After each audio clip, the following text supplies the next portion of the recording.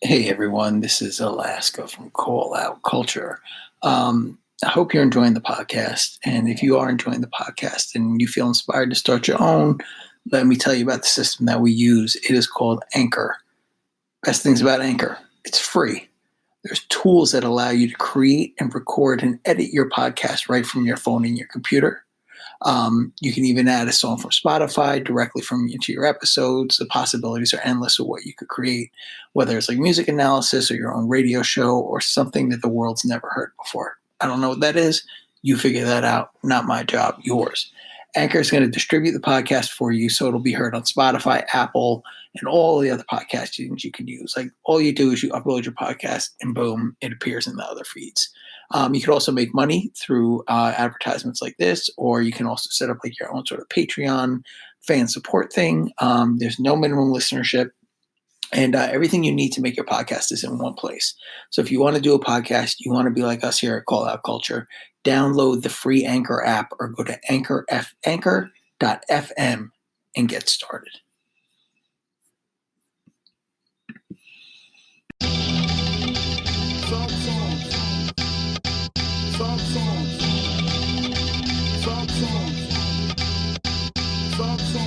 Welcome to Call Out Culture Podcast with Alaska, Curly Castro, and Zilla Rocca. Ladies and gentlemen, children of all ages, welcome to Call Out Motherfucking Culture. Wow, you cursed I at the am beginning. one of your hosts, Alaska. I am here with Curly Castro, and we are here in celebration of Zilla Rocca's new record. Wow. With Small Pro, Career Crooks, Mm. coming out on Friday, right? Black Friday, whenever this airs. Black Friday, yeah. Yeah. Long. Fucking gentlemen, we are ready to do a live from the liner notes, but it's going to be the Nice. first time that we've ever done it with a live audience. Incredible. We have our Patreons on board with us today. We got some special guests in the house. We got Dano. We got Ron. We got DJ Dilla up in the house with us as well for the listening party. It's going to be a whole different brand of live from the liner notes. You're going to get to hear some snippets of shit. We're going to talk about tracks. We're going to make jokes that are probably inappropriate, and we'll get somebody canceled, fired. It's going to be a good time all around for America, for society at large, and for the future of the species. For the species. So, Smalls and Zilla, why don't you tell us quickly your elevator pitch for this record? Small Pro, is your audio popping? Can you hear me now? Yes, we can. Welcome. I miss you, man. What's up, man? Missed you too, brother. Sheesh. Elevator pitch. Mm. You know, the what's the word? One producer, one rapper duos have a very storied history. Mm-hmm. Is our attempt to add to that, paying homage to those groups that have come before us, and at the same time trying to show our best foot as a duo. Bang. So that's my story, and I'm sticking to it. Thank you. A good Dynamo record. stuff. This was yours, Z. Yeah. Good record. I agree. Objectively speaking.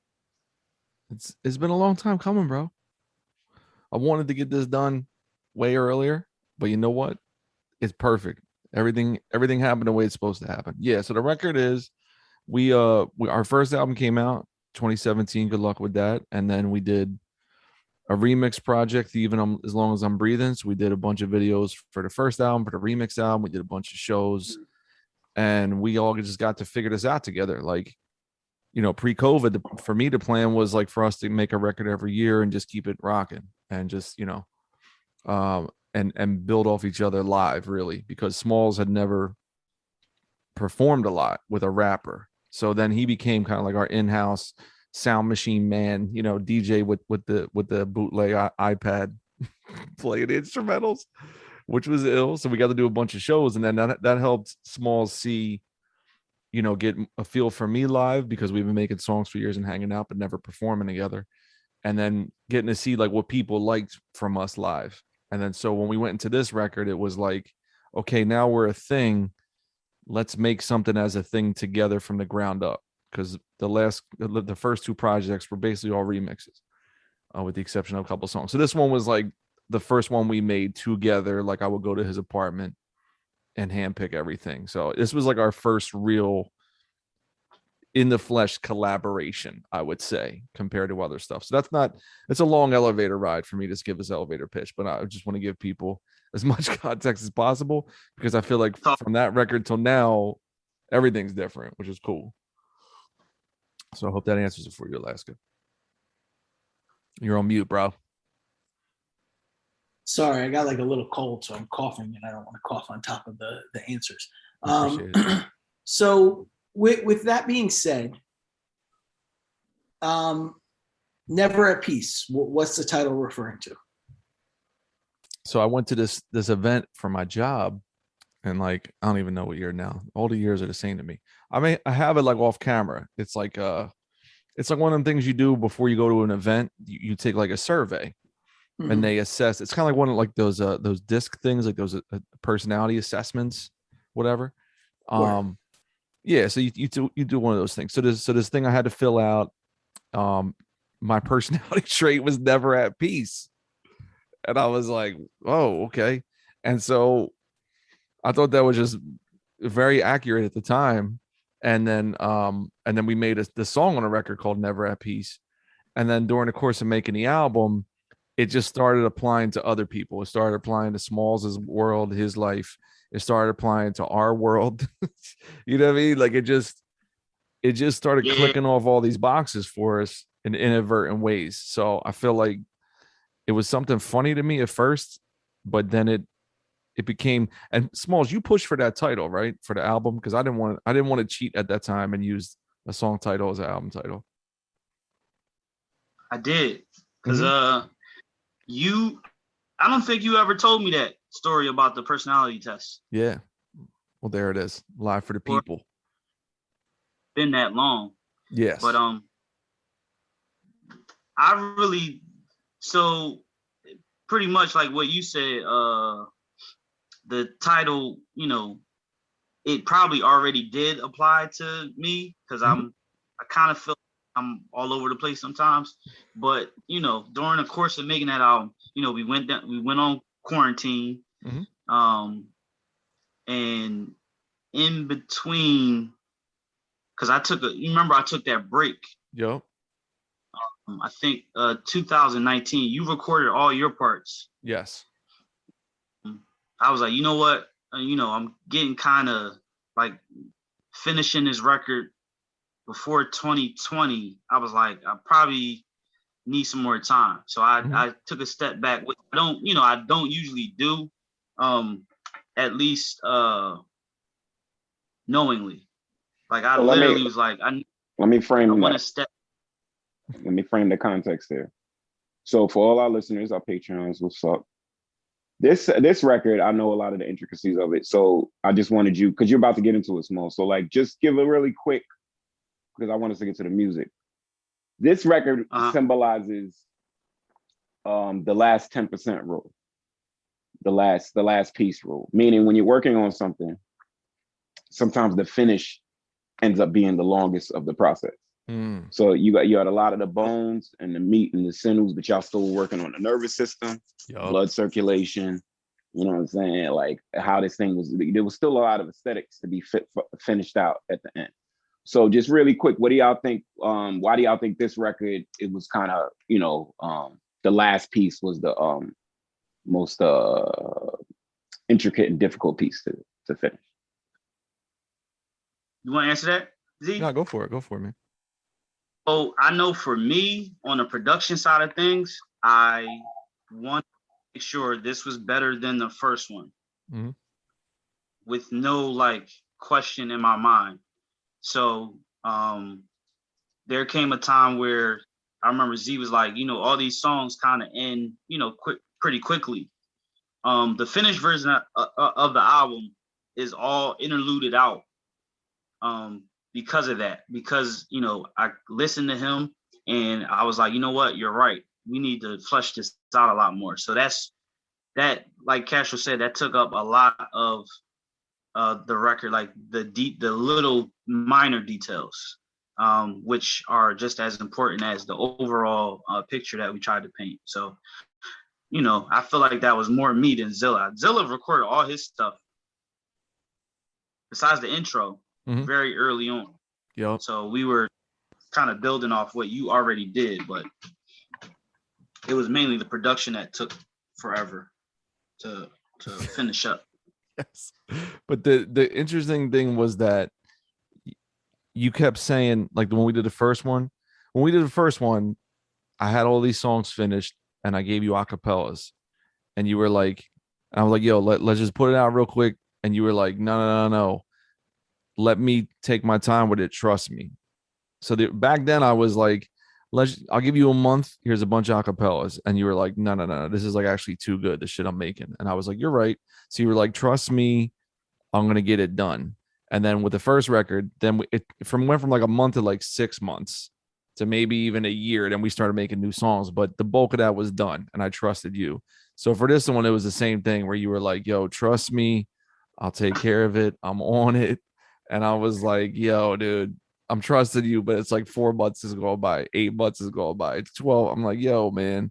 So in the meantime, it's like banging out other shit. You know what I mean? Like me and Ray banged that out. Me and Chong took some time with that. All the projects, Cargo Cults, all these things we've done. And this one was like in the mix. You know what I mean? Stop mentioning God with Chong Wizard. Bang that out. God with Ray. Stop banging out the producers you're working with. Why? Use a different term. You banging them out. No, it means bang out the records, bro. Say that. Don't be saying banging like, out the records. Like Smalls is like. See, you missed the part when the last said don't get canceled out here, man. See, you're looking real wild. Know what I'm saying? Like Smalls is seeing like you banging him out last and stuff. If you're going with the metaphor, why is he getting banged out last? Is he getting a? Because he's my closest friend, man. Exactly.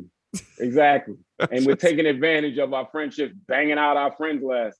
When so what you're saying is that if this was a rom-com, he would be Sally, the one that you wait until the end when you realize you're from like Teen Wolf. He's Boof. Remember Boof? Boof. I was just watching. I was watching 10 Secrets You Did Not Know About Teen Wolf 2. Oh, send me that with Jason Bateman. Yes, I was sending 10 Secrets. I went through a real Teen Wolf phase when I was a young man. I was Teen because Wolf Michael was not having it, and y'all remember the whole thing about that was the cousin. Jason Bateman is Justin Bateman's sister. Justine Justine Bateman's brother, and Justine was on Family Ties. Yes. with Michael. Yes. Wow, they poured salt in the womb, bro. They man, that's some. But she ended up. That's some Drake shit. It was Jason Bateman. It was his first movie role. He was doing TV before that. That was his first not he wasn't touching. Griff in the mix. Griff has entered the chat. Jason Bateman not fucking with Michael J. Fox. Sorry. No, it was more. Well, it was more. Michael J. Fox was like getting too big for it. He was like, I'm not doing another boxing werewolf movie. Now you want me to be a boxer? No, sir. Nah, I remember that you had a boxing. I forgot. I'm making big money over here with the Back to the Future. Did you ever watch like the sexy dramatic version on MTV? Teen Wolf. Did you ever watch that one from like 6-7 years ago? That's like Twilight. It's like it was like Twilight. So it's a wide 8 out and stuff. There's like a lot of grays and like blues. They were trying to make it sexy. Is it good like Riverside or is it just? I don't know. I don't watch. I just watch Jersey Shore when I watch MTV. I don't watch all the other shit. But anyway, for this album, I forget what we were talking about, but basically, this album is the Teen Wolf 2 of Career Crooks. That's what they're talking about. And Smalls is the boof of your producer. So Smalls is the boof. He is boof. Yeah, boof. That's the last thing about Teen Wolf 2. If you notice, we didn't notice because we were looking at Jason Bateman and the replacement style, but nobody came on except Buff or whatever his name is. Boof. But nobody. The big guy. But nobody. The dude from Pee-wee's Francis from Pee-wee's Big Adventure. Yes, but if you pay attention, no other than supporting, no Boof, I thought the dad did. I think Michael J. Fox's dad, because he owned the pets. He owned a store. All He the had a hardware Cactuses store. age. Yeah, all the Cactuses age did not come back on. Okay. Boof, He the needed that cheating check. girl, his Yes. his rival. If you just looked up original styles, like I was like, oh word, none of them came back. You saw a chunk. Yeah. The funny thing is, it's not like any of them were doing anything. That's what I'm saying. Exactly. Like, they could have used that. Nobody check, wanted to, and no, then nobody wanted to have nothing to do with this thing. And the Yeah, word you don't is, cross Michael J. Fox. word is, Michael J. Fox that it was literally a boxing college movie. They just applied the wolf to it. Smart. Word is that it had nothing to do with the T Wolf franchise. I think they also titled it Teen Wolf 2, like 200. Like I'm sorry, yep, TOO, exactly. like Teen Wolf. Exactly. Like also Teen Wolf also. Yes, exactly. Teen Wolf 2, this time more wolf. I put another theory out. The cartoon, Teen Wolf cartoon. Yeah, wait, this is live from the line. This ain't live. This is like live from the Teen Wolf cinematic franchise. The Teen Wolf cartoon dropped before the Back to the Future cartoon. That's what I'm saying, bro. I was living these Teen Wolf worlds. I was on these streets wearing Teen Wolf gear. I was in it. I watched that cartoon. I was all about it. I was infatuated with Teen Wolf, but to go back to Career Crooks, I don't even know how we can really turn this back to our album. But so are all the vocal samples on the record from Teen Wolf 2? Yes, they are. It's never. It's like Meow the Jules, but with Teen Wolf 2. All say everything. The snare is Jason Bateman's voice bent the up. Guidance counselor is another wolf. Just so happened. That shit is great. Yeah, I never went to a college where my guidance counselor would just happen to be lycanthropes. Just so happens. Like it. What's up, Griff? I didn't say anything. What up, though? Oh, what up? You did say something. Mute your fucking ass. That's what you could do. How about that? This guy's classic. Yes. So how about this? I'm gonna play I have the audio control. I'm gonna play the first joint, the second song on the album. Finally, why are you not playing a damn song? God Yo, damn, relax. Look at Relax, the joy. dog. It's like, yo, man, it's like 13 o'clock out there. Yeah, well, someone was wild late coming to the show, so there you go. Oh, somebody got the invite. Oh, so you want to bring that up to the audience? Hey, audience, how about you don't get the invite to your own fucking show? Oh, there we go. Yo, hold on. There we go. From Whitman to Penn SP Situations track 2. One of my favorite beats ever. States.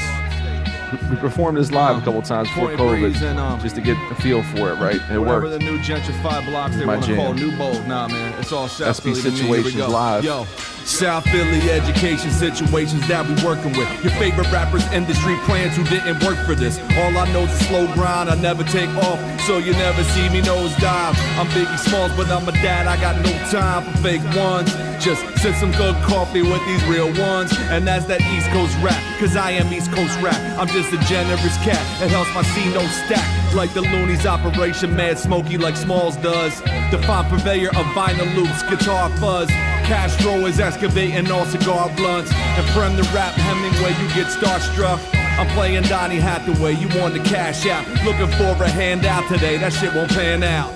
I'm just a stand-up guy, that shit don't stand out. Is he good at rapping? Shit, is the Pope South Philly education situations that we're working with. Your favorite rappers, industry plans who didn't work for this. Manipulated algorithms, never earned the shit. Never put no money up, they never really earned the shit. South Philly education situations that we're working with. Your favorite rappers, industry plans who didn't work for this. Manipulated algorithms, never earned the shit. Never put no money up, they never really earned the shit. Why does every rapper now look like gunplay? Jesus doesn't really want you for a sunray. My OGs taught me that money goes to Monday. There's no rules. Omar Little, clap that on a Sunday. Get your bags back. Represent like Nas over Thief of Baghdad. Most rap now is just a cash grab. It sounds bad. Should've got Troy Hightower, Doro or Eddie Sancho with wild power. I'm loyal but relationship sour. That's called growth. Now it's a couple more cats, me and Small Pro. SP Situations track 2. Career Crooks, Never at Peace. I love that shit. That shit is hard. So here's my take on the album. Go for it. It's your grumpy record. and Small Pro made it a spaghetti western. So it's like the grumpiest spaghetti western ever made. What does that mean? Go on. I like it. Like, You well, are I mean, like the complaining. content, you're very grumpy. Like you're just it's like you're turning complaining into a me. lot. You're getting old. You're Yeah, I getting love it. old. You're a dad. You're like, fuck all of this dumb bullshit. I don't have time for any of it. Give me money. I'm playing with my kids. And, we used to do that shit when we were young too. So fuck off. And then the soundtrack has like a very like sort of like spaghetti Western vibe to me. Like it's like, what's it, Sergio Leone? Like something like that, where it's like sort of like twangy ass guitars through the whole thing. It's kind of dusty. It's just like a cool vibe. Like you're almost like you got two 6-shooters with just grumpy bullets in them. You're just like pow, pow, pow, walking down the street, hitting off like dust heads and hitting off like suburban people who came into your hood and want a coffee shop where there used to be like a nice bodega. Right. It's like you're just coming through and it's like you're taking everybody out with a shot of grumpy. Thank you. But think of the Western in a modern sense. The harder they fall, or even which most people don't understand is Akira is a Western. You have two adversaries facing off at the end and they go through their little treks. So it's like Akira in the sense that Small's going through stuff, you going through stuff, and you blow up Tokyo at the fucking end. Spoiler, thanks. Never saw it. Thanks. What the hell is wrong with you sometimes? Like, seriously, no, y'all sitting there like this is a joke. What is wrong with you? Like, what do you mean you I don't didn't like see anime, Akira? dog. I don't like anime. What the hell is your problem, yo? I saw the Kanye video. I don't really need to watch it. Oh, really? That's what you're gonna compare Akira to? Is the fucking Kanye video? Power. The Power video, right? Yo, or no, man, what all video? right, yo. What was the video he did? He did Akira. Yo, go to the next song. What was the one? Yo, go to the next song, yo. Reason I start. I mean, I saw the Simpsons Treehouse of what's- Horror episode about The Shining, and I feel like I saw The Shining. Yo, go to the next song, yo. Wait, Smalls You're gonna say embarrassing something. What me. are you gonna say, Smalls? Smalls, what do you got to say? So the reason I Star Wars my profile out on Twitter is because I know Zilla doesn't know anything about Star Wars, so it's funny to me. So that's a very inside joke because I know he doesn't fuck with Star Wars. Dog, I saw Darth Maul in the theater. I seen that shit in high play the school. That was the next- worst movie I I ever seen. saw Darth Maul Did you in say the you saw theater. Darth Maul? Yeah, listen to what he said. I saw Darth Maul in the theater. That Play movie the was next trash. goddamn- Are you kidding me? Qui-Gon Jinn and all that? That shit was the worst movie. Even in like 2000, I walked out. I was like, "What the fuck?" That was wonderful trash. That movie. Natalie Portman's like, "Yes, you may take over the Starfleet," or whatever the fuck she says. That movie is garbage, bro. Get out. I mean, he's Play the not next wrong, track, though. but you can't base the whole franchise on that movie. No, Yo, he named Griff, himself he's Darth calling Small. it Darth. He's calling the movie Darth Maul. I mean, Play the next What's track, it called? yo. Who I cares? mean, true, but Phantom Menace. Darth Maul was the best part of that movie. Oh, I thought it was called the Star Wars of the Jar Jar Binks conundrum. Oh Like, my Yo, God. son, play the next song. You riding son. for Jar Jar out here? Come on, man. Get out of here. You're wilding. I can't believe you're capable. You of this, are like totally fucking outnumbered on this call. bro. Yeah, play the Jar song. Jar. Shouts to Jar Jar. Nobody's shouting out Jar Jar, man. It's Attack of the Clones, fool, and Revenge of the Sith, bitch. Fucking know the damn thing. Speaking of Curly Castro, this is Crew Nautilus featuring Shrapnel and DJ Manipulator. Manipulator is our kid Koala from Deltron. This one's hard. Okay, we kick down the door with no warrants. You fidgeting like Hal Morris. We've been nice and sound guarded since most death was incarnate. No sweat, watch me Euro step. Wait past this lane like James Harden. He West Johnson himself. How you gonna be a fucking bird with $1 million thoughts on how the product is dealt? A couple college classes could not give you knowledge itself. I ain't got body shit, that shit is obvious as hell. We drive records till the posse is felt, and we sign these record deals to put a notch on our belt. The Crew Nautilus slept on futons to rap for foreigners. My first rap friends are now telemarketers. They couldn't market themselves. We're like that one fucking knee that tore apart the NFL. The Crew Nautilus, small pro beat, the shit is marvelous. I'm Zilla Rocca, South Philly's Adam Harwood. Just know that we got you. Just know that we got you. There's no man above crew. There's no man above crew. Just know that we got to. Just know that we got you. There's no man above crew. There's no man above crew. You stay dipped in raw style, deep as a Nautilus. You stay dipped in raw style, deep as a Nautilus. You stay dipped in raw style. There's no man above crew. There's no man Curly above Castro. The new Rashomon reckoned with the Nautilus. Once rolling, put his fingers on. Once again, it's on. Cycles down for the jokes, but this nigga stand. Want to show for Queen Lie when Flex isn't there. My crew legion, handsome with no sign of scars. Just short of Sunni, beards of the older guards. We reign razor, grip the company we keep. Jack brought a crook to career day for the meet and greet. Prems kills are too fresh on Alpha Flight sets. Are joined by any other name as Smalls protest. See rock and roller, Richie couldn't shoot. The film was too noir, these men of ill repute. Shadow boxing the vinyl for the living proof. Ayo Q, hold the mic of the iron duel. No man above crew, Raheem left the final jewel. We dropped his ass off the roof and let him keep his juice. Just know that we got you, just know that we got you. There's no man above crew, there's no man above crew. Just know that we got to, just know that we got you. There's no man above crew, there's no man above crew. You stay dipped in raw style, deep as a Nautilus. You stay dipped in raw style, deep as a Nautilus. You stay dipped in raw style. There's no man above crew, there's no man above crew. Yeah, here comes Prem. All right, you're going to get the album to hear the Prem verse. Motherfucker raps 89 bars all day. Shouts to Prem and Shrapnel. Yo, fun fact, Smalls, you don't remember this. That was the first beat you sent me after the last album was done. You sent me that beat. And then the beat was titled Mad Lib. That was you were just like, I yo, named here's the a beat. and I named the song. Next track. You did say, named well, we're the not song. going to play every single song, you know. We're not going to do all that shit. Yo, shout out. We're not to gonna the, play every song. Darth Maul. Shout Small, out start to the Carmen reference. This Carmen. Yeah, bro. You gotta be geriatric millennial Gen Xer to know Carmen. A hip opera. It was a hip Carmen was opera. it was a Yep. seminal moment. We Most all Def sat was and watched fantastic it. in that. Mekhi Phifer was very strained. Oh. And, but again, most people, I always tell this, most people don't really like iambic pentameter like they think they do. They actually don't. Wait, are you Like are you confusing O with Carmen?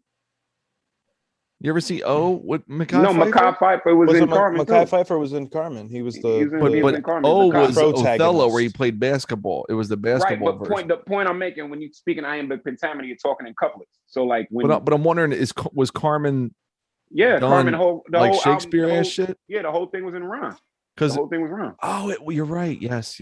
So like I'm saying, most people don't really understand. They don't have the capacity for it because you Ah. read Shakespeare, you read plays and stuff, you read Right. poems, you don't notice it. But when you see it on stage, True. Hamilton, it annoys people because they don't think it's going to sound that way. Like Right. in a certain, it's couplets. I am like Yes. it's Wait, Shakespeare, so there's Castro. a rhythm Question to for it. you though. Why did Yeah. you name it Crew Nautilus? You did title the song. The Nautilus sample, and I don't know. I'm always when it's a Wrecking Crew song, I'm real big on the branding. But So if you- there's no if you- Nautilus sample. So what? So what? But no, it wasn't Crew- more so the Crew- Nautilus Crew sample was Apache. like Called Crew nah, Apache. it was more so it was the sample, but not like but more so like how samples been used. Like it's like Nautilus was like the most known sample, and it was something about like the crew being known like Nautilus. That's how my brain kind of works. Okay. You ghost Something face like your way that. into that shit. That was hot. I like that. You were like, No, but it's true. Nah, Like no, it I'm was fucking with something. It was something to that effect. I kind of didn't know. I knew or I didn't know it wasn't a Nautilus. It was something more the recognition of Nautilus. yes. Like, Oh, whenever you lean back, Yeah, your my- shit sounds like shit for some reason. Sorry. I still got all this shit going on. Yeah. That's my first line too. Crew Nautilus. Yes. Yeah. And then so, once you had that line, then that helped me shape the hook. I was yeah, like deep as a Nautilus. And then shouts to Manipulator. So Manipulator, he's on 2 joints in this album because he was all over. Good luck with that. And that was we deliberately wanted him back to do the cuts. So I didn't get Chong Wizard on cuts or any other Marcus Pin. Like more people that have been doing cuts for us lately. We wanted to do Manipulator specifically. He's amazing, bro. That dude's one of the most slept on beat makers. He's crazy with it. But yeah, that joint. His beats too. Were you saying, Smalls? I said I like how he scratches on my beats too. Yeah. Like every DJ is different, so you know. But that was I really like it was an overwhelming element on the first record. His scratches with some of the drum choices. I think that was that was that 90s element that people were into, was manip scratches with Small's drum. This record is more of a there's more nostalgia to it and not a direct soundscape thing. So you get the nostalgia of some late 90s, like I was talking to Z about, like Capone and Noriega. Like, to me, like, this record is y'all when y'all do Career Crooks, it's more of a duo to me than like Gangstar. You know what I'm saying? Like, I look at y'all more so as like you know, like me and Prem are like my own version of Cali Agents. So y'all two are like I'll put it like this. It's more like the group feeling you understood with BDP and Eric B and Rakim, where you felt it was more of a group rather than Fresh Prince and DJ Jazzy Jeff. He's the rap on the DJ. You know what I'm saying? Like with Fresh Prince and Jeff, it's like very strict roles. He produces and he raps. Now, behind the scenes, we don't know. Will maybe he did some, you know what I'm saying? But as far as their presentation, but with Career Crooks, it's more of like a unified outlook. I don't think that Zilla just does the raps and Smalls does the beats. I feel like it's more cohesive there in terms of the idea exchange. So again, it's Gangstar-ish in a sense, but like how people see Gangstar as a duo more so than a DJ and a rapper, if y'all get my point. Somewhat, sure. I respect it. I respect the comparisons. I'll say glad to hear that. Yeah. Because that's what we're going for. Not be the case. Sometimes it is, you know, I send Zilla a beat and he raps on it. And then sometimes boom. Black Sheep. Black Sheep. Wow. Okay. There's a lot of Mr. Long's personality, if not his lyrics, on the album as a whole. So there's a lot of Small's personality and his influence on the album as a whole, and not just the beats. True. That's the comparison I wanted. That's dope. Because on my end, I wanted Smalls to mad lib the shit like Mad Villain, where I just give him vocals and a couple of points, and then let him go where he wants with, like, even on Crew Nautilus, where we just played, where Castro, when you do the juice line, where you said, this N-bomb scared. And then Smalls dropped in the clip from the movie behind you as the ad lib. Like, no one told Smalls to do that shit. You see what I'm saying? Like, Smalls, you're talking, but I can't hear you. I'm sorry. What are you going to say? I say Castro told me to put that behind his verse. See, then I'm giving you credit for shit you didn't really think of. And look, Smalls, I was gonna let you take it. I wasn't going to. He's gonna give him the layup. I appreciate that. Wow. Okay, good. I thought that was your genius, and then it was like, no, that was Castro. Castro was good with the notes like that too. He'll be like, "Yo, for this part, do this shit." You know what I mean? Like, oh, so that's Colin, what's up? So Colin's in the chat. What's up, Colin? So he's one of our Patreon cats, and he asked if the nomenclature plays into this, like Gangstar, Blue Edwards, or Career Crooks versus Showbiz and AG. That's a good point. So like Showbiz and AG, I think, Castro, your point is like when it's Jazzy Jeff and the Fresh Prince, it feels like two separate people. Yes. You know what I mean? And like Showbiz and AG, even though that's the group, so to speak. That's literally the group. But yes, versus Black Sheep, Black Moon. You know what I mean? Like we said, me and you were talking today about Helter Skelter. It's not like Rock and Rock. You know what I mean? When the producer is like a coordinated member of things, right? You know what I'm saying? Well, that was the point when we first linked up, because Smalls, he didn't like the name at first. He didn't like Career Crooks, and I was like, "Nah, that should be our name. That should be our name." And he was like, "I think your mom put you in your place or some shit about that, about the name." Am I bugging? Didn't your mom say you like that's a cool name? Or are you talking to your moms about it? Zilla's making up mythology. Your dad. Pops. Your dad. Like my dad didn't like the hat.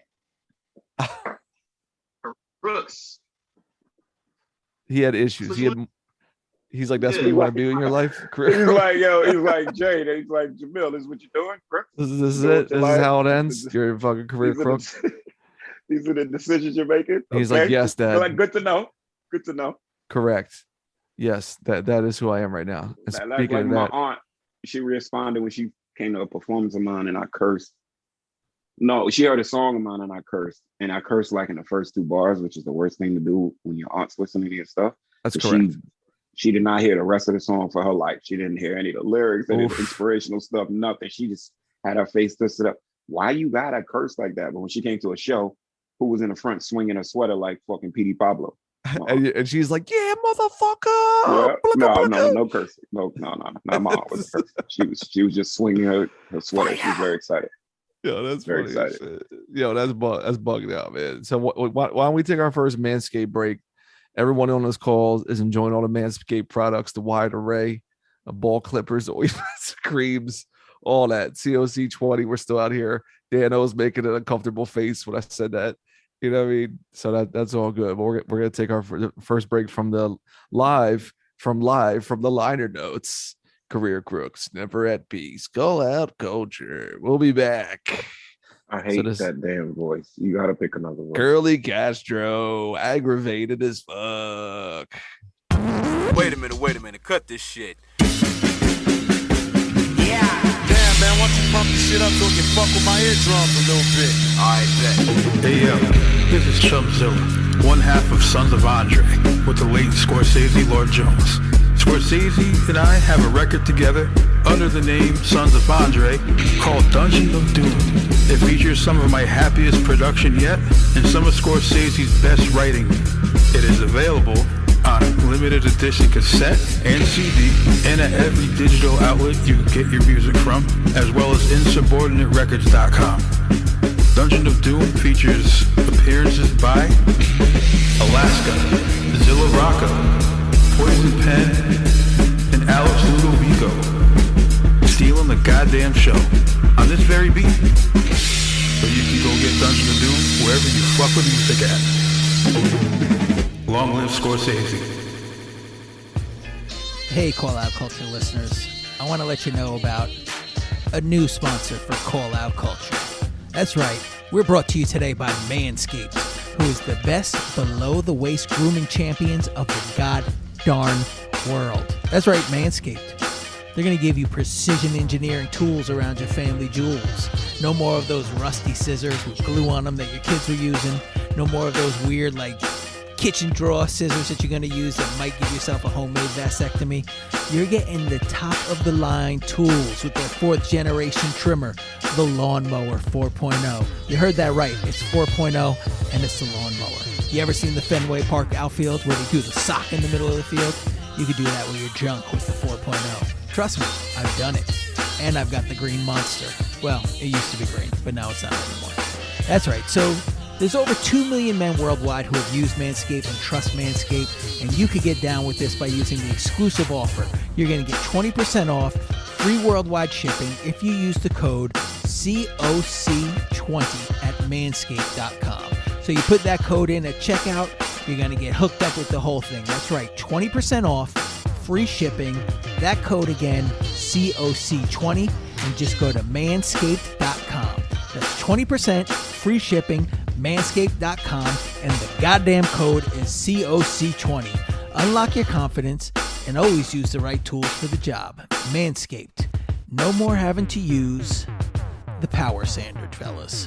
Manscaped. The Lawnmower 4.0. Get your shit tight, get it right, and go to Manscaped. You can even get other things like underwear. You could get weird, not weird, I guess, good smelling lotions to put down there and make your stuff not smell like bleachy and weird like you've been running around all day. You get it all. Just use the code COC20 at manscaped.com and you will get 20% off, free shipping, and a beautiful set of balls that you could put on your Christmas tree if you want. Show your family. Everybody will be proud. They'll be like, look at my son's balls. They're so taut, so well shorn. And that's all because you went to Manscaped. So be the pride of your mom. Be the jewel in her eye. Go to manscaped.com, mother effers. Peace.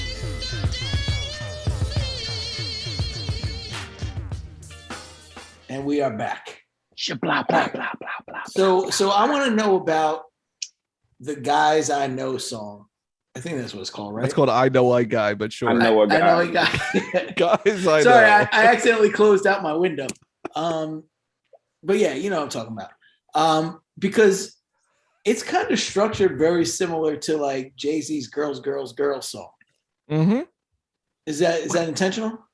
Oh well, I'm a Virgo, dog. I'm a list making person. So I don't know if that Virgo, answered the shut question. the fuck up. yo, Why man, is What the fuck? yo, How don't does this talk is that like yo, man. Cosmo Nas a Teen? Virgo, man. Shut up, man. Yeah, Respect how us. is this answering the question? Because Oh, I'm a Virgo and I like lists. If you What? work with me, you know I'm a chronic list maker. I got a whole notepad app of lists, lyrics, rap money, concepts, titles, projects, lists. Castro, you seen that shit.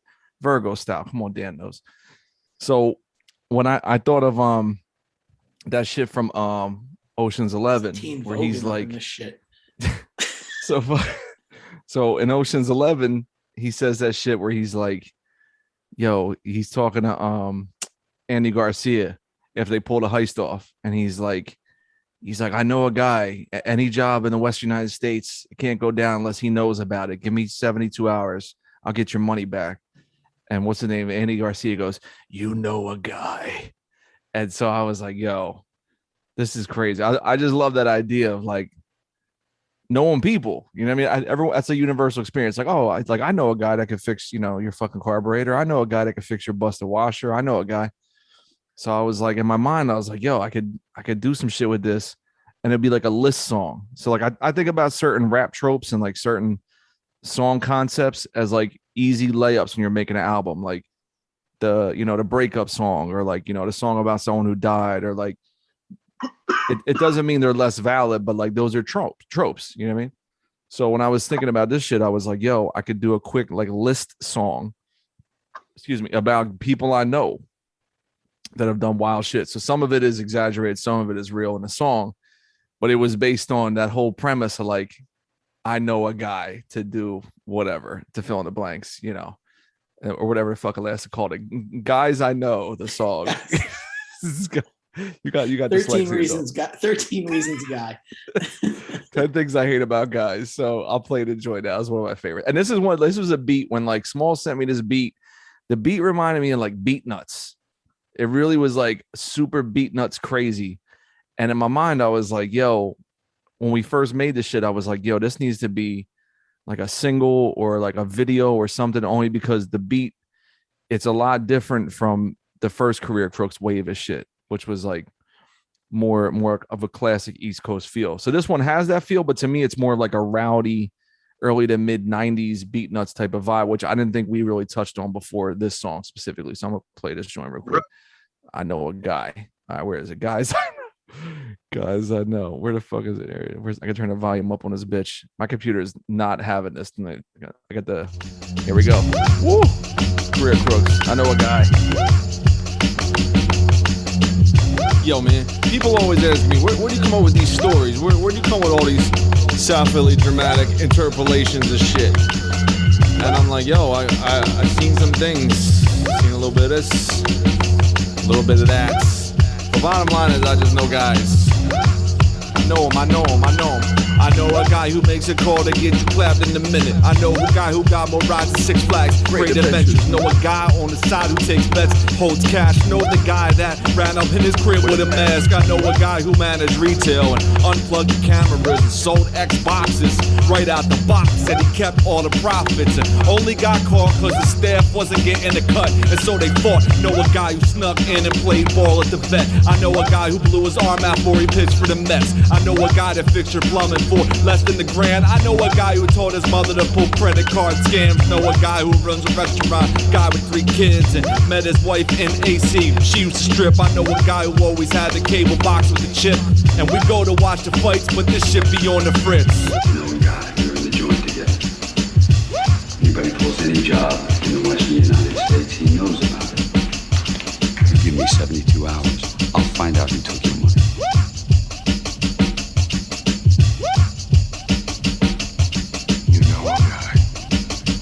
Yeah. I know a guy. Smalls, tell me about that beat, man. So that was a beat that you picked at my house. I did. I would have never out to anybody, I think. Yeah, you liked it, and I was like, okay, word. Now, see what you do with it. I wasn't expecting, especially that, because that kind of came out a bit interlude-y. Mm-hmm. It's a bit short, which was cool. But yeah, it's interesting to hear you said beat nuts? Yeah. Yeah, like intoxicated demon. Not sure. Okay. That's what I was thinking. But when I would go to your crib though, remember I would say, I'd be like, yo, play me some whack shit. Play me the shit you think sucks. And I would pick shit like that. That's how that happened. That's definitely how that happened. But then I also lucked out too, because at that time, Smalls was pitching beats to Rock Marcy and Billy Woods. And a lot of this album is the Billy Woods Rock Marcy pack that they rejected. You don't recall. You're giving me this face like you don't remember that shit. You don't remember that shit? And I'd be like, yo, play me the beat. I'd be like, play me those packs. And I would sit there and be like, yo, I'm taking this. And you're like, well, I sent it over to Woods. I sent it to Rock Marcy. I was like, all right, well, nothing happens. I'm going to give him a home. You know what I mean? Like, it's going down. So that shit, that wasn't one of those joints, but there's other joints that were definitely from the Billy Woods Rock Marcy pack. There are some. Yeah, this album is just a collection of just random stuff. But that's what happens when you come to a producer's house, I think. Correct. Like I said, I would have never sent that. So you're gonna get different results that way, which I thought was especially good for this record because we did the first one so differently. Right. So they didn't send you some packs. Right. I thought it was cool that we that way. Yeah, that's the shit. What Castro, what's like your favorite joints on this album? You've heard it. We didn't get to it yet. I mean, we're just playing shit. So, if you want to just shout it out, get the people, peace in your mind. It's probably Never Answer. Never answer when it's private. Never answer when it's private. So that joint, there was when Small sent me that joint, Castro, you know how this goes. And Alaska, you may go through this too. When producers, and Griff's on the call, fuck it. When producers send you the beats, sometimes the title of the beat is so crazy, you're like, that's the name of the song. Mm-hmm. Yeah, you know it saves us some trouble. Sometimes. It saves us. It does the work for us and shit. So Smalls sent me the beat and it was called Never Answer When It's Private. And Smalls is the king of the fucking hilarious, meta song title, beat titles, all that shit. You know what I mean? What did you say? I'm top 5, man. Yo, you're top 3. You know who's trying to come for your spot? Fucking Chris Crack thinks he's taking your spot, but you've been had that block. No, it's a 3-man race between Smalls, Chris Crack, and Lord John Monte. Yeah, Lord John Monte is way lower because he's too new. But he I give Lord John Monte because he utilizes the comma. Like he'll have a title with a comma in it. And it'd be like, yo, you extending the whole concept. I'm here with 3 biddies in a BK lounge. Yeah, it'll be like, all my bitches like sliced cheese sandwiches, but I'm a millionaire. Fuck y'all. Like that's the name. Yeah, the comma. He said, yo, I'm using fucking commas, yo. Fuck that. He does. He really does. What yo, someone needs to use the umlaut.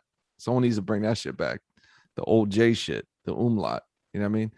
Yeah, Never Answer When It's Private. This shit was just fire. It reminded me of this. I kept telling Smalls, it reminded me of this one Black Milk joint that he did with Elzai. And like Elzai repurposed the verse on this Dilla beat called Love It Here. But he did I'm not sure which one he did first, but there was like this super grimy as fuck Elzai Black Milk beat.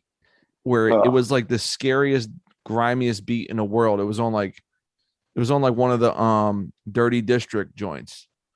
And when Smalls played me that beat for the first time, Never Answer When It's Private, which I'll play shortly, it just gave me that feeling where I was just like, oh my God, like this is the grimiest beat I ever heard from this dude.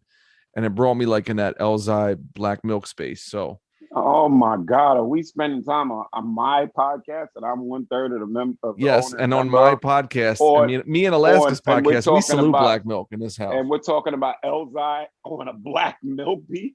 Two of the worst things ever assembled in hip hop today. Get the fuck out of here, yo.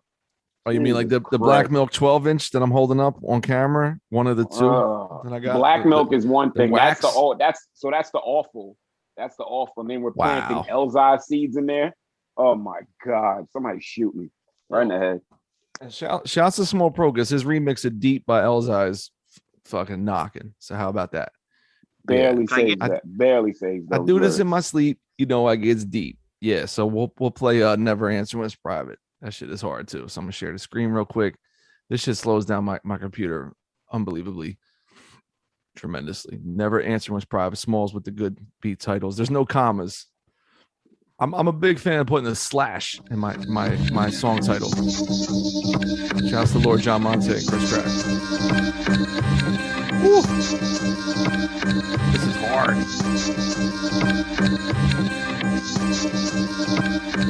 Yo, guys, here we go, kid, yo.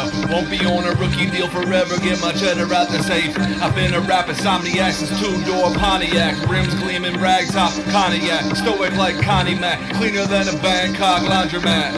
Approach me while I'm trenched up is bad luck. Kiss the Spider-Woman, Charlie Baltimore, stand up. Fan touch my hand, spread the ghost in them. Rum's got the coke in them. Shooting dagger flows with the cloak in them. Prostrations, hold my intention. The cop shot the kid, but he won't lose his pension. Senseless, used to play the fences. I didn't check my shitty friends who used to treat the girls like possessions. Regretful, I'm an honest man. My son plays with pot and pans. He gets older playing boxing hand.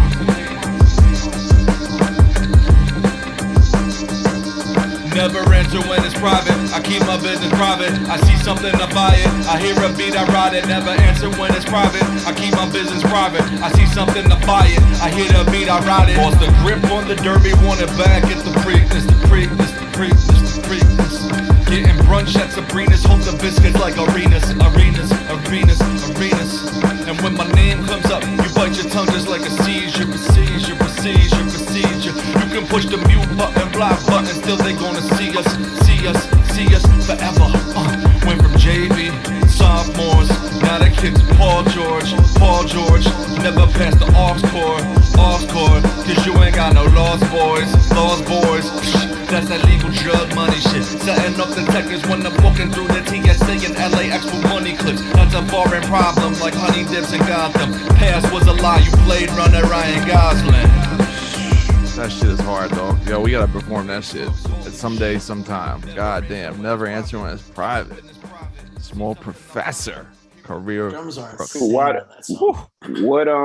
was your flow choice that man, and why did you pick that? That was an unconditional flow for you. Because the way like he has those snares, boom, ba ba ba ba ba ba ba ba. Like Smalls is what I love about him as a producer and as a fellow producer and friend. It's like, and Castro, you know this with Blue Edwards. Like this motherfucker is the king of drums. We could just say that. Smalls makes the best drums, right? Patterns, sounds. He'll take a famous drum loop and then replay that shit or repurpose it, kind of like how Preem used to do back in the day on Gangstar. So it's like, I didn't pick a lot of beats like you did with Blue, where you were picking off the beaten path signatures and patterns and shit. Like you were going for that challenge. Yeah, I was getting sent those. That wasn't. Oh, okay. I didn't have no choice in the. All right, that's a different issue. And the time signatures. That's exactly who he didn't let me have any. Well, you answered the challenge, dog. You answered the challenge on that shit. What joint is that? Smalls? The reggae-ish one. What's that called? The what's the name joint? Shit, I'm fucking up. I should know that shit. What's that called? I love it. What's it called? It's Pumas. Yep. Yeah, that's the Pumas only like crazy. really 4/4 that I got from Smalls for that record. Everything else was 6/8, 7/8. And I'm saying it here publicly. Shouts to Little Robert Hutton. Shouts to Shrapnel. Shouts to all that shit. Blue Edwards, my favorite Castro album. Period. That is my shit. And I've been around for all the Castro albums. It's my number one. Because what Smalls can do is like he makes shit that's, and I know this about him since 2007. He makes beats that are eminently rappable. Like you hear it and you just react to it without even thinking. But then within the rappability, there's like intricate little flourishes happening constantly, whether you're aware of it or not. Like he has that in there. So on his beat tapes, on his albums with other cats, with us, it's all in there. So to go back to Never Answer When It's Private, like it has like this like harpsichord piece. So like there's that piece, and then there's like a muffled like, oh, like that's the Black Milk shit I was thinking about when hearing the beat again. And then those drums are like constantly moving. There's no stopping. There's no breaks. And so when I heard that shit, I was like, yo, I can't just rap like, you know. So I came in the spot and I rock like Sadat, and I want to get a lot because my name is on top. Like it had to be. Won't be on that rookie deal forever. Get my cheddar at the case. I've been in rapping so many X's, 2-door Pontiacs, land up, Veins Hook, Lonniac, stoic like Connie Mack. You know what I mean? Like I wanted to match the musicality of what he was doing, and it was busy. But then the hook would be just like have a lot of space. So like the first verse ends and there's like a 2-bar gap to kind of like let you chill the fuck out because that beat is hectic. Then I was like, you know, never answer when it's private. I keep my business private. I hear a beat and ride it. I see something, I buy it. Never answer when it. So the beat is, so the chorus is like the chill part. You know what I mean? Like he's still going crazy with the drums, but on my end, I was like, it needs to be, and there always has to be that contrast for me when I listen to music. Like I want a lot going on, then like it for it to chill. That's why like I love Drake, you know, because like Drake will have the chorus where everything drops out except the melody and the singing, and then he brings everything back. You know what I mean? Or even like the Aesop shit, the jazz hand shit on the new album, where it's like the verse, there's no drums and he's rhyming all crazy, and then the chorus has the drums. You know what I mean? Like it lets you breathe and shit. So like that was, to answer your point, Castro, like that's was my train of thought when I was like approaching that beat. Because that, as small as I think I heard that beat in your apartment, and I was like, yo, give me that shit now. That joint is sure did. Same. What are you saying, Small? I said same day as I know a guy. Very true. I got the drum idea from a Millie. That's where the title comes from. Oh shit. Yeah, Bangladesh does that, you know, the snare count thing, and then the, you know, regular pattern, then it keeps repeating. So I did that, but with a drum break. Previously on Great White Buffalo. What's up, Duderino? It's me, Darko the Super, and you're listening to the Call Out Culture Podcast. This episode is sponsored by Great White Buffalo in select theaters and streaming on Bandcamp now. Darko the Super and Dean Freeman's Great White Buffalo from You Don't Deserve This Beautiful Art, the label that brought you Watered Down Demon Fuzz and Big Baby Gandhi's greatest hits. That's right, uddtba.bandcamp.com. The mad genius producer behind MF Grimm's The Hunt for the Gingerbread Man 2 and psychedelic hits from the Hellhole Store combines forces with Rumpled Romeo himself, Dean Freeman, who brought the world classics like Buy My Baby a Car and Nookie in the Mail. Don't miss a Great White Buffalo listening experience, or you just might regret it for the rest of your life. Now let's get back to your regularly scheduled programming. Fish and grits and all that pimp shit from the Call Out Culture Podcast. Great White Buffalo. The Black Panther Party 10-point program, written October 15, 1966. We want freedom. We want power to determine the destiny of our black community. We believe that black people will not be free until we are able to determine our destiny. 2, we want full employment for our people. We believe that the federal government is responsible and obligated to give every man employment and a guaranteed income. 3, we want an end to the robbery by the capitalists of our black community. We believe that this racist government has robbed us, and now we are demanding the overdue debt of 40 acres and 2 mules. 4, we want decent housing fit for the shelter of human beings. We believe that the white landlords will not give decent housing to our black community, then the housing and the land should be made into cooperatives so that our community with government aid can build and make decent housing for its people. 5, we want education for our people that exposes the true nature of this decadent American society. We want education that teaches us our true history and our role in the present day society. 6, we want all black men to be exempt from military service. We believe that black people should not be forced to fight in the military service to defend a racist government that does not protect us. 7, we want an immediate end to police brutality and the murder of black people. We believe we can end police brutality in our black community by organizing black self-defense groups that are dedicated to defending our black community from racist police oppression and brutality.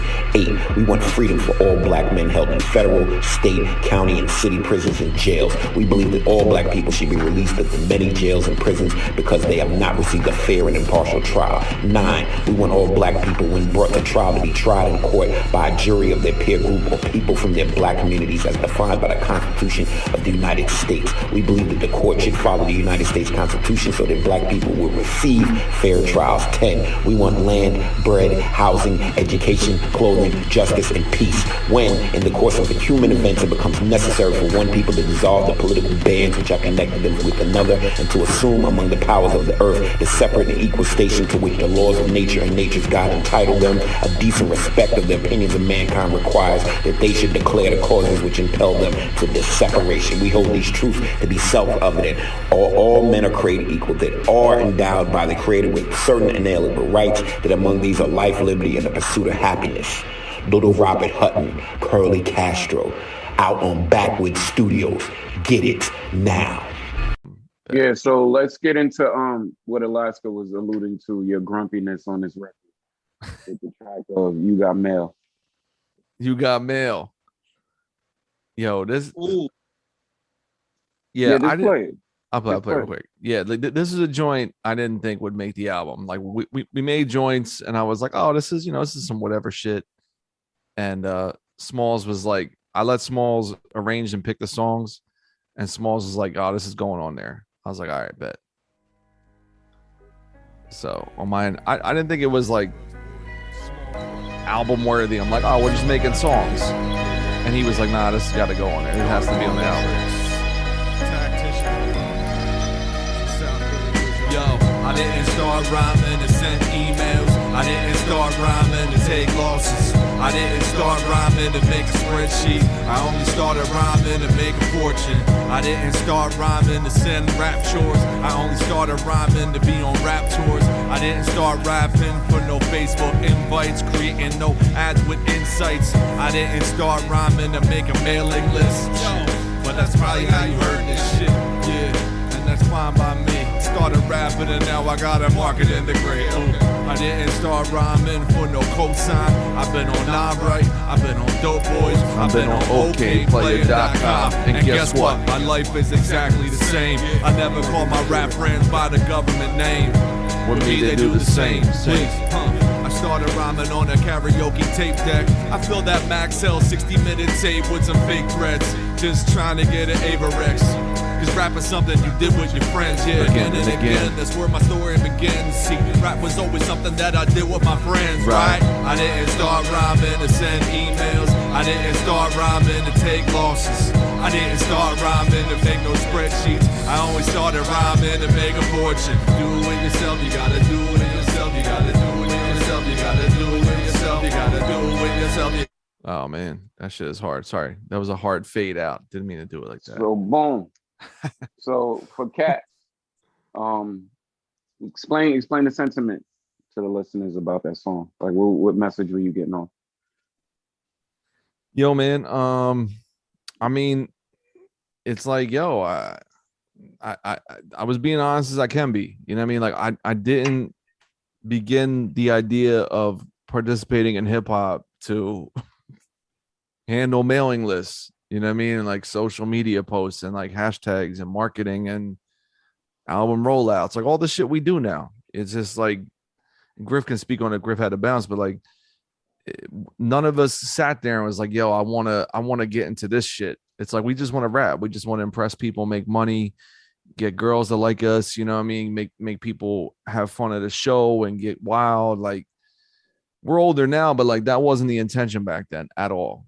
You know, because if you want to do that shit, you would join a street team. You would work for the label, like doing radio promo or some shit. You weren't sitting there being like, how do I get my mailing list to respond to this? Or how do I spread the word on my own? So I feel like I was shocked Smalls wanted to put that on the record because I was like, you know, I thought that was just like some fun, stupid shit to make a song about. But I feel like it's for us as indies, it's the way to be. Like you can't really survive unless you're doing that shit. But I also want to keep it a buck, being like we all dealt with that too. Like we've talked about on the show at length, just that whole, like when I said I've been on Not Right, I've been on Dope Boys, I've been on okplayer.com, and guess what? My life is exactly the same. Like we've talked about that shit, Castro, definitely like thinking, you know, 7, 8, 9 years ago, like, wow, if I could just get on Not Right, like everything's gonna change.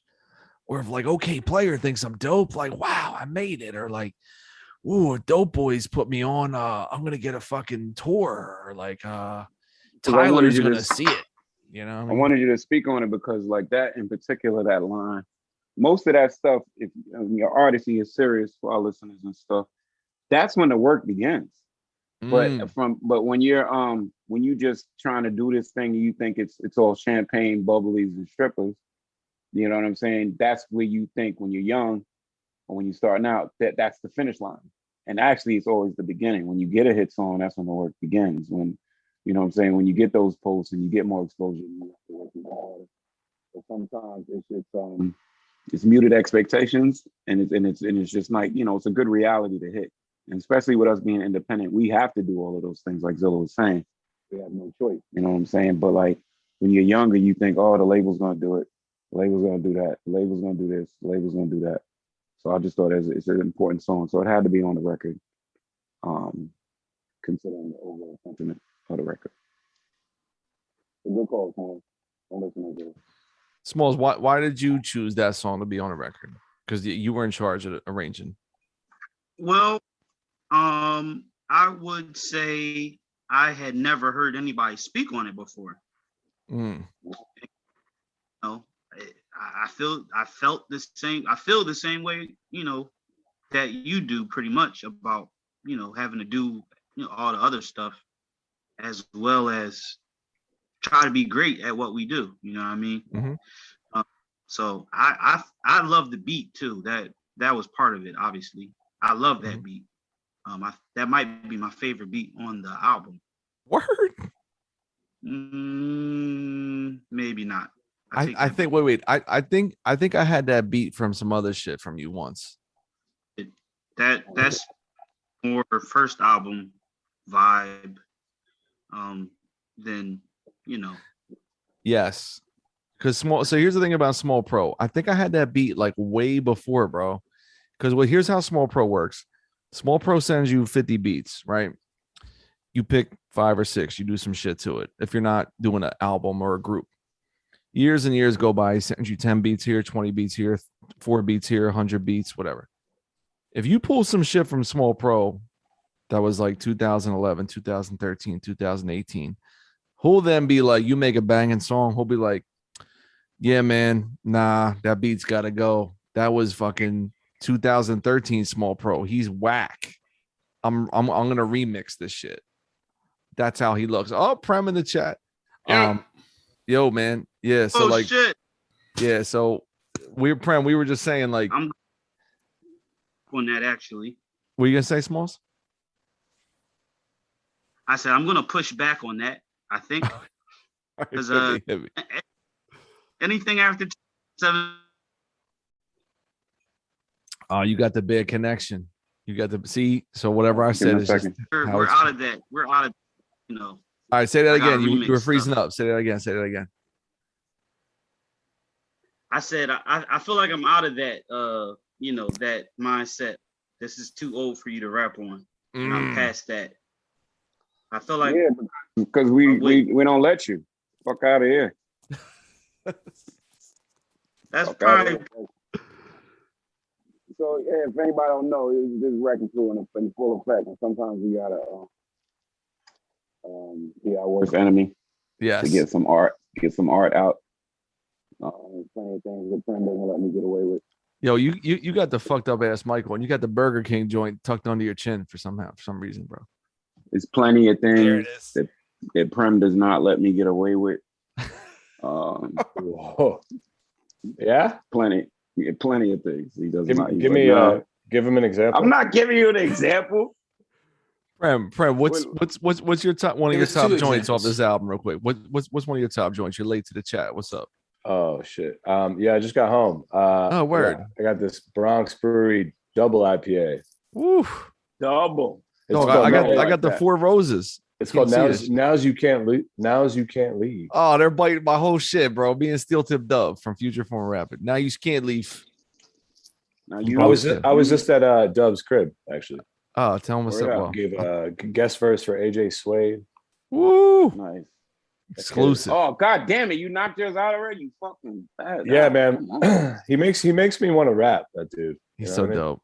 He's dope. What is my favorite joint? Hold on. I don't know where the track list is. It's favorites. Hold up. We covered a few. We played SP Situations, Crew Nautilus. We played I Know a Guy, and we just played You've Got Mail. You know, this might not be my favorite, but I think. Oh no, the joint with I Alive, man. He's Woo! fucking, You can't steal. Which one? Sleeping Head? You can't Sleeping steal from Head? a thief or Sleeping Heads. number 3. Number. Oh, you got the playlist all fucked up. Number 6. There you go. No, then that's You can't steal from a thief. Steal from a thief. Yeah. All right, pop that off. let's play that shit. Yeah, yo, I'm Number gonna 6. zoom through for Colin. I'm gonna zoom through the play my actual personal playlist. You know what I mean? While I bump this shit so he can see the plethora of fucking art in the house. Here we go. I can't keep my mind at ease. I can't find relief. It's too real, you can't steal from a thief. I can't leave, I can't find. I can't keep my mind at ease. I can't find That's I Alive, my man. It's too real, you can't steal from a thief. Everything we got wasn't purchased. Half of my music from a server. Labeled CDRs in cursive. So if you steal my shit, I guess I probably deserved it. I roll with credit card schemers who had stolen DVDs from floor to the ceiling. It was the download culture where everything was free for exposure. But not the money though. I'm about to blow the motherfuckers up like Bronx Tale Sonny though. I speak with 3 fingers, 2 fingers, now 1. So when you want a job, get it done. That's the career crooking. We keep booking. Shots to keep booking. But I don't watch football no more. Wait, we're getting off track. You can't steal from a thief, not even thieves who can rap. Hey, yo, we moving like this and then we moving like that. You can't steal from a thief, not even thieves who can rap. And then we do it like this and then we do it like that. You can't steal from a thief, not even thieves who can rap. Yeah. I can't leave, I can't find. I can't keep my mind at ease. I can't find relief. It's too real, you can't steal from a thief. Get your thumbprint lifted off. I'm gonna lift your drum break in one place and rip it off. Sticking at home tonight with some chicken broth. Cause the crooks come out at night and pick you off like Neon. Dion Pro put the beat on. Summertime hitting the whip, need some Freon. So I gotta make ends meet. If I gotta steal from a thief who gon' come out and defend me. The winners in this game, except the tax man, axe hands, rat cans, and hit trains. I recall less people my age riding bikes down Kensington Ave on Fridays. All days, always, I'm salty that I'm broke as the man who drives a Mr. Salty. I don't be thugging with the homeless, but still fuck a barbershop. I be cutting my own shit. We moving like this and then we moving like that. You can't steal from a thief, not even thieves who can rap. And then we do it like this and then we do it like that. You can't steal from a thief, not even thieves who can rap. Shouts to High Alive. Love this motherfucker, man. Wow. Good call, Prem. Too underrated. I love this, man. It's too underrated. We got a crazy song with him on the next Shrapnel record. It's like probably one of my favorite songs we've ever done. Yo, That's I all agree I'm with saying yo. about that. Yo, I agree with Dano in the chat. Motherfucking Small Pro is Pete Rock doing the interludes and beat switches, and then I Alive. So I Alive, listen, man, I love this fucking dude. So I want to give everybody a breakdown on him real quick. So we would do shows in Philly, and me and Castro years ago made a blood oath, like, yo, there's certain venues and certain nights and certain bills we're just saying no to off the rip. Whether it was paying, no one. We were like, fuck that. So we started doing different shows and shit. So we did a show, a Kung Fu Necktie in Philly, where like, I think Wiki is playing with Navy Blue Suit. I'm gonna go to that show. It was shows that we were just done. We done to death. Yeah, it was just, so there was no point. Places we went to 10 or more times and they weren't paying. We just said enough with that, you know. Correct. So one time we did a show, I think it was with B. Dolan or some shit, or Ill Bill or whatever, at the spot called Kung Fu Necktie. So I Alive stepped to me at that show. And Dan knows this shit because he interviewed Darko. So Darko already stepped to me at another venue we don't fuck with anymore, gave me a CD. So I knew who Darko the Super was. And Smalls knew who Darko the Super was. I Alive stepped to me at a different show, and we were just start kicking it all night. He's like, yo, I know who you are. You ill, da da da. And then Darko popped up later. He's like, oh, this is my friend. I'm like, oh, I know this guy. So me and I Live start kicking it. I started doing the knowledge to his shit, and he had this song with Mr. Liff. And his album was called, I think it was called like Enter the Snake Hole or some shit. And he had a Liff feature. And I was like, oh, let me check this kid out. And I was blown away. So I was like, yo, this kid's he's nice. So then he was down with Torito. Torito became somebody we fuck with, do songs with and shit. So like Torito, I Live, and Darko became like these secondary wave dudes in Philly. I was like, yo, they're just really ill, like artistic dudes that want to do their own lane. So fast forward, we start fucking with I Live, doing shit with him. Castro starts recording a lot of his records there. He, he's an executive producer on Little Robert Hutton. So I Live is on Vegas Vic. He's on Wallaby Dreams. And I was like, but he did all of this shit with us first on this album. And I remember saying to Smalls, like, yo, he's going to be the secret weapon on this shit. Like his hooks, what he can do vocally. And then we have him on the album again as Donovan Days, because he put out a psychedelic rock record singing and playing. I was like, yo, this dude is so amazing. I want this album to be a part of his launching pad. You know what I mean? Like I want people to catch on to him whenever they catch on to him, and then look at credits and see us with his name on that shit. Because he's like he's Sleeping Heads. Like Sleeping Heads. Like Sleeping Heads is my favorite shit. Play it. You know what I mean? So Sleeping Heads real quick. Sleeping Heads with some shit where Small sent me the beat, and I was like, yo, this is some Dirty Beaches shit. This is like some like lo-fi 2010 shit. What are you gonna say, Smalls? That is a Billy Woods pack. That's from the Woods pack. Oh shit. Because I know Dame Dash Taught Me was on either the Woods or the Marcy pack. And I got that shit. Woods. It was on the Woods pack. Okay. But Sleeping Heads was like, I remember saying to you, like, yo, this is some Dirty Beaches shit. And you were like, what is that? And I was like, yo, play Dirty Beaches. And we were like in your apartment. And you were like, oh, okay. And I was like, all right. So once I had that, I'm like, how do I get that vibe of Dirty Beaches on some rap shit? And I thought of I Live again after he did You Can't Steal From a Thief.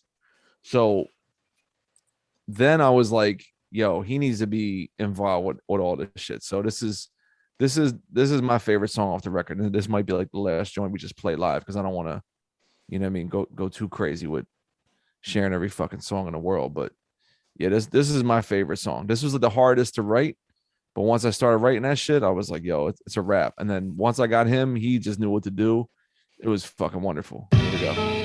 Woo. Sleeping Heads, Career Crooks, Never at Peace. Donovan Days, I Alive, on a hook. Scraping the bottom, hard hitting bottoms, raised in the thick of sickness and violence. Are we awake? Are we in state? Create a space to rest or sleeping. Pushing mom's 91 line through the puddle, make the muffler shake, the engine tumble. Out some trouble, goatee with the stubble. Leave Malone's drunk and never stumble. At the movies, throwing ice at couples making out. That would soon be us, take a bow. Denim hats, cold cuts and Reynolds Rad Franklin batting gloves and metal bats, yeah. before the ciphers, we were stickball champs from Broad and Snyder, ball busting all Paul Pfeiffers, autograph signers at the vet, Rico Bronya, Larry Walkers, Randy Myers. Ricky Waters threw us practice gloves. He said, "You guys like rap? Here's my CD, that's what's up." He had a Method Man feature and bumped it out the white benzo speaker. And then he played Dead Presidents by Jay. I smashed Angelo's face in the grass, punched him and laughed. I had to share a limo with that dude for the prime years later. Small world. His girl's pops rented a house to me and my pops. We lived across the street from his pops. South Philly, it never stops. Yeah. The only thing that hasn't changed from back then to this day is I still play rap music every day. Every day. The only thing that hasn't changed from way back then to this day is I still play rap every day.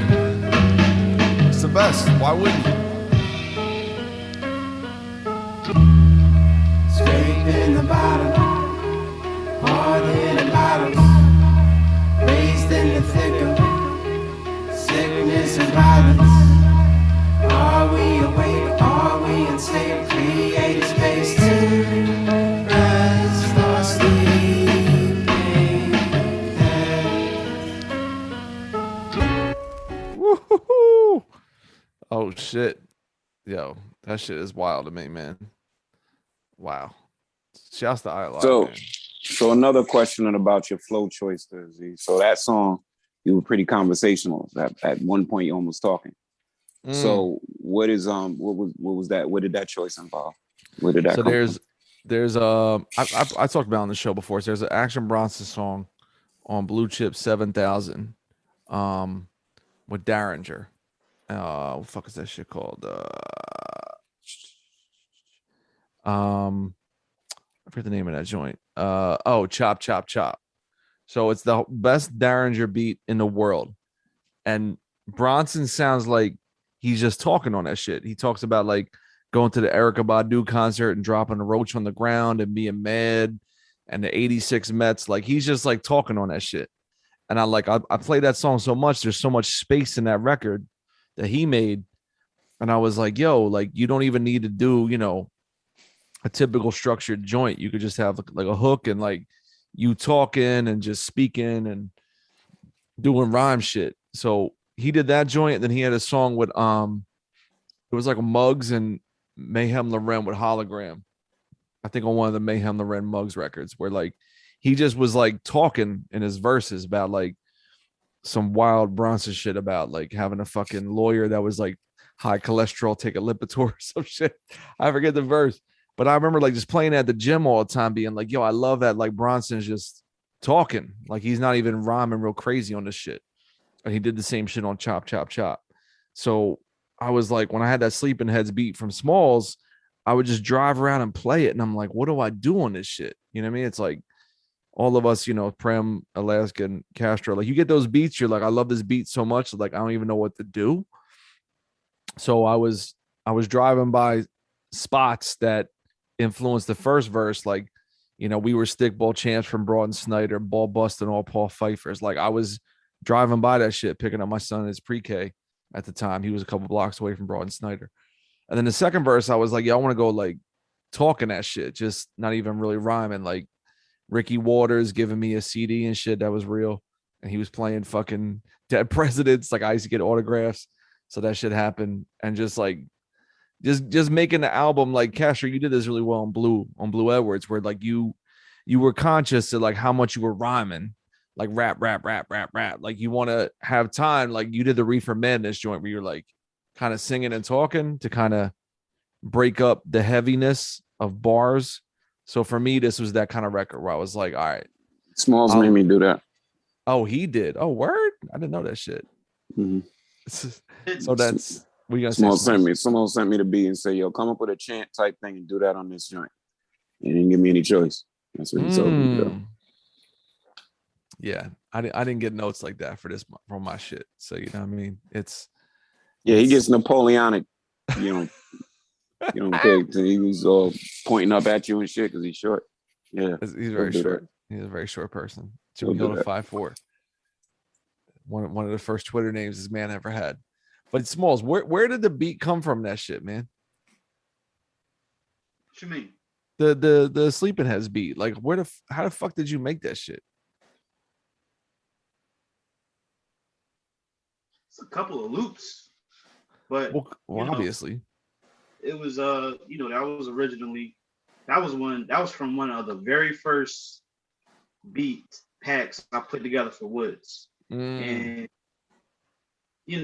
the drums aren't really that prominent, first of all, but the main thing that you spoke on was there's a lot of space in that. And it's a bit on the side. So that's where that came from. Bet. Surprised Woods didn't take that, actually. Me too. Yeah. Me too, bro. Y'all know he's picky. If anybody wants to know a secret, he's really picky. Alyssa is more picky though. I mean, yeah. I mean, once they get to working on stuff, but like I've watched Woods like there's like hundreds of beats just playing. Yeah. Whatever. I got because it's funny, but it's true. He's like, oh, and I got to open up the preservation folder. Oh, the Alchemist just sent me something. Wow, must be nice. Kenny Siegel. He told me he wants me to let some beat. I'll get to them later. That's what's happening. I'm sitting in his crib. That's what the first world rap problem. I remember Smalls at the time because you had just placed Dead All on Paraffin, right? You had just placed that beat. So then you were like, you were playing me the Woods pack and you were like, which ones do you think he's going to like? And I was like, you can't subscribe yourself to any category. Like, he's not going to pick the shit you think he's going to pick. Like, did you know he's going to take Marlo? No. See what I'm saying? And I think Smalls told me I didn't think they would take, like, Marlo was like I didn't think they would pick that. Yeah. Well, he would pick that. I said the same shit. I said the same shit to him. You know what I mean? I'm like, he's not Smalls. What's a Rock Marcy beat that I picked real quick? And we'll wrap it up with that. What's a Rock Marcy beat on the album? We're talking about Woods, but what was the Marcy shit? What was it? I'm drawing a blank on the Marcy. I know Woods definitely was because we started making this in 2018. Yeah. Well, wait, Dame Dash taught me with Blueprint. Was that for Rock Marcy or Woods? That was one of them. That might have been Marcy. Mm. It might have been Marcy. I'm not because I'm not sure. You on that? You what? I said you might be right on that. I definitely told you that though. You did. It was one of their packs, and I was like, when you play me this Dame Dash taught me, which became the song with Blueprint, I was like, how the fuck did these guys not snatch this beat? This beat is insane. So we can wrap up live from the liner notes Career Crooks with this shit. Dame Dash taught me with Blueprint. This joint, yo man, this reminds me of Blueprint's beat. Well, I'll play Blueprint. This reminds me when you hear them stories like, oh, Big Daddy Kane passed on Flavor in your ear. You know what I mean? You're like, how the fuck did these dudes just pass on that shit? It's like one of them stories. Dame Dash taught me. Here we go. Last joint.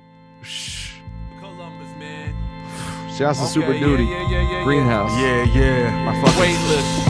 Career Crooks. Wrecking Crew. Y'all know. Shouts to Super Duty. Tough work. Yo, shouts to Rock Marcy passing on his beat. We got work. I used to hustle for $1 to grab quick cash. Felt like people really owe me. I was stuck in the past. Dame Dash really showed me that strategy's bad. Said never hustle for your first name, only your last. So when your kids get grown, you can give them a job or an asset they can own, and they'll be better off. You can think like a worker or think like a boss. Pay now or pay later, but you paying the cost. Put your dough up, so even when the corporate money slow up, your mailbox money still show up. They're gonna think you broke cause you invested in yourself, but later on be jealous when they see you got wealth. Culture vultures still preying on our history. Praying to the next generation is a mystery. Prioritize independence, not dependency. Cut out the middleman and do it independently. Hey yo, Dame Dash taught me holding money is for suckers. That was hard for me to hear. I was a stingy motherfucker. That's some print, man. Wow.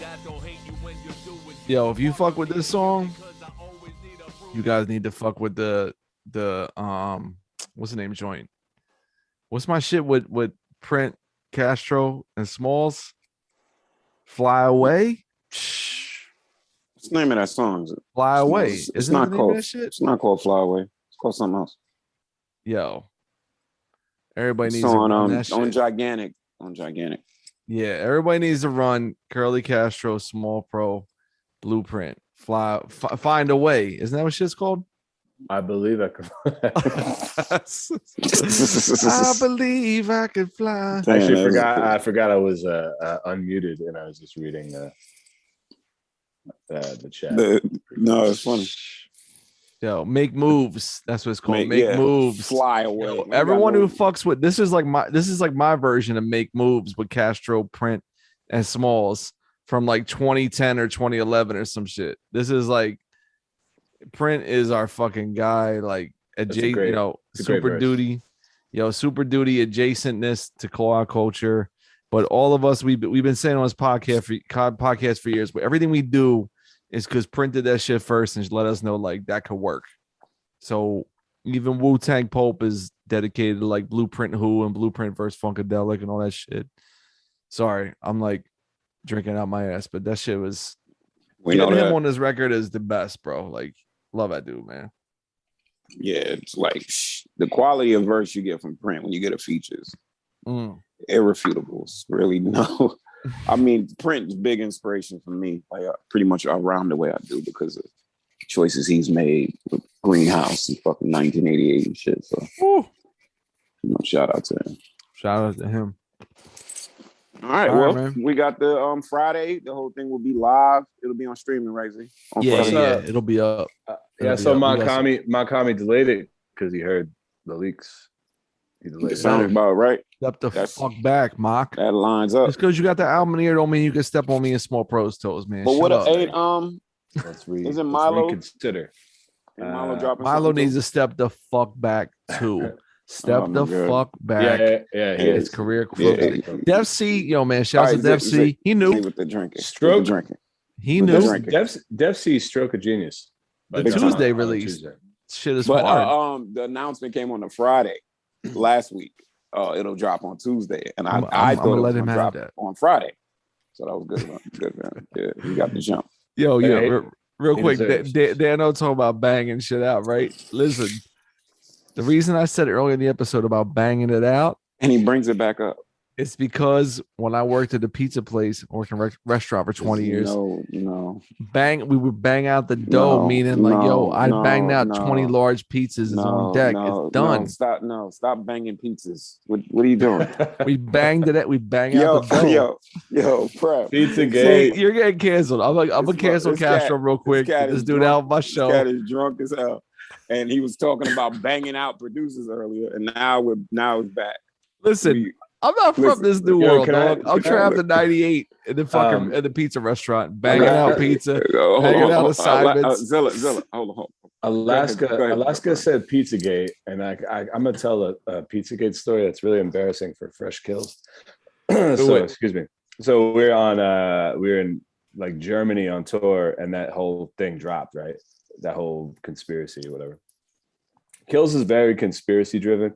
He's not like a weirdo like that, but he believes like Kubrick filmed the moon landing, like for sure. You can't tell him any different. He totally believes that. Oh my god! He's like he's with the vax and all that. He's cool. He's not like that crazy, but he like loves to get on these wild trips, right? So he sends me this article. He goes, "Yo, this shit is really like." This shit is fucked up, man. This shit is really fucked up. And he says it to me, and I'm reading it. I'm like, are you joking? And he believes it. He's like, nah, man. The codes, they were children, and it was what type of pizza was what type of child, and all this stuff, right? And so then we go to we play a venue the next night or whatever, and they're like, they kind of make either they give you a voucher for food or they just make you food. They're like, are you vegetarian? You vegan? Or we're like, no, we're good. So they made us pizza, and he was like, I'm not gonna eat that. And I'm like, what? And he's like, I don't know, man. It feels weird. And I'm like, what are you talking about? Right. So we're going off. And then I guess so he's talking to his friend back home who knows Woods, right? So then I get home, and the first call I get is from Woods. explain something to me. Do you believe in Pizzagate? And I'm like, no, what the fuck are you talking about? He's like, I heard you wouldn't eat pizza at a venue. And I'm like, no, this is incredibly false. I'm not eating pizza in solidarity with the victims of Yo. Pizzagate. Oh my God. I will never let the cheese, I will never let the sauce or the bread touch these lips. Here's the Kills thing is out about of control. Pizzagate, Prem Rock.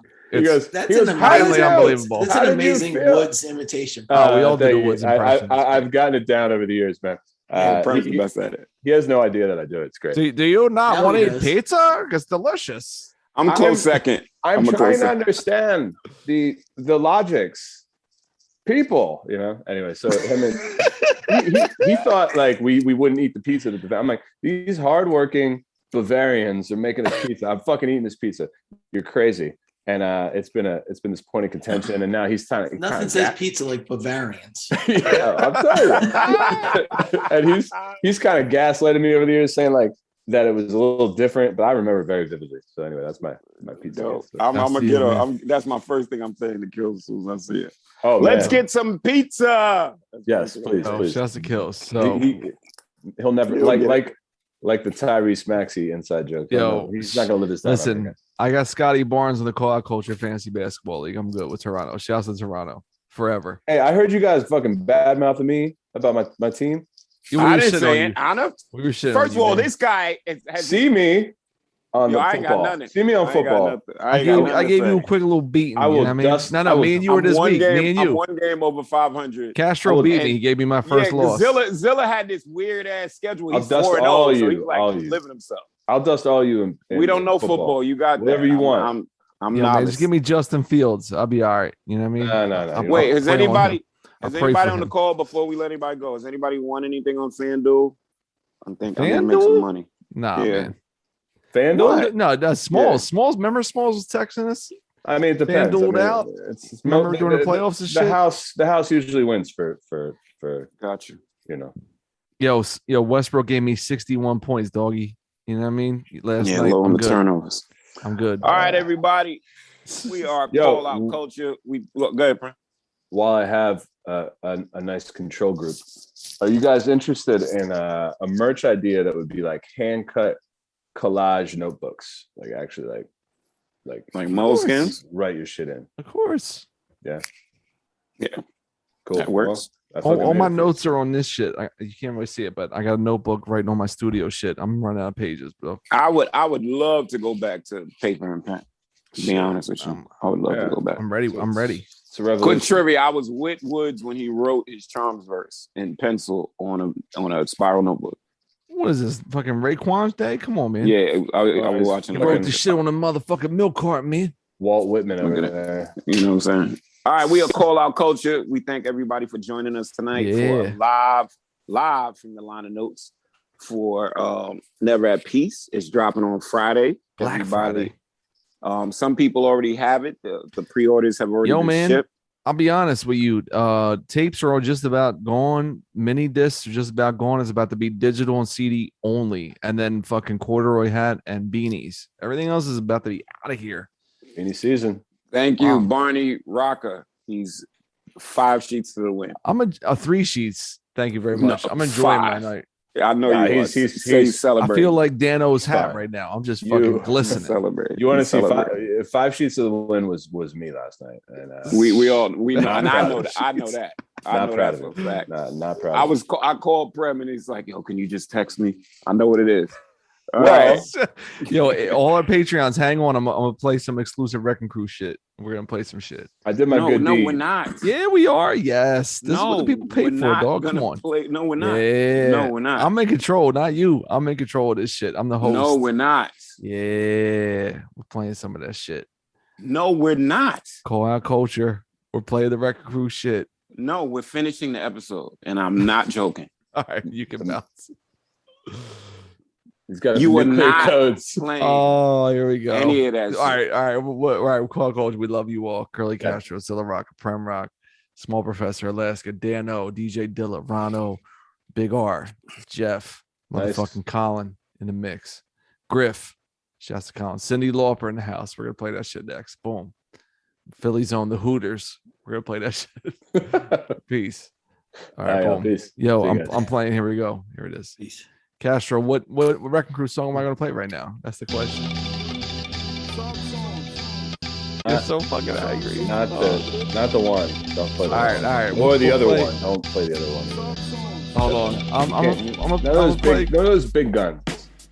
I'm gonna play one Why joint. are you letting him? He's